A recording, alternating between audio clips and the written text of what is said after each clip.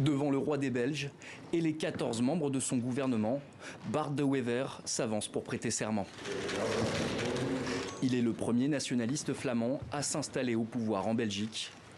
À peine la cérémonie terminée, le nouveau Premier ministre est déjà sur le pont pour une réunion à Bruxelles avec ses partenaires européens.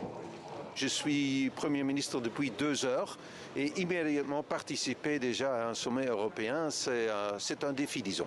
Il y a quelques-uns que je connais déjà, mais des autres que je n'ai jamais rencontrés. Quand j'ai arrivé ici, la première question qu'on m'a posée, c'est « Qui êtes-vous » Donc je suppose que pour les collègues, ils sont curieux aussi de faire ma connaissance. Près de 8 mois après la victoire de son parti, l'Alliance néo-flamande, aux élections législatives, Bart De Wever aura réussi à conclure un accord de coalition avec 4 autres formations politiques, après d'âpres négociations, notamment sur l'assainissement des finances publiques.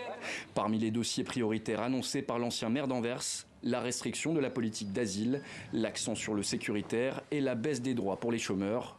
Un point en particulier fait couler beaucoup d'encre depuis la victoire de la N-VA, celui de l'éclatement de la Belgique, inscrit dans les statuts du parti de Bart De Wever. Ce gouvernement, avec un Premier ministre issu d'un parti nationaliste flamand, est peut-être celui qui va, d'une certaine manière, dire adieu à la fédération belge, non pas bien sûr la disparition de la Belgique, mais la disparition de l'essentiel des prérogatives de l'État fédéral. On voit que c'est une des composantes de l'accord de gouvernement et donc ce sera intéressant de voir à quel État on a affaire au terme de la législature.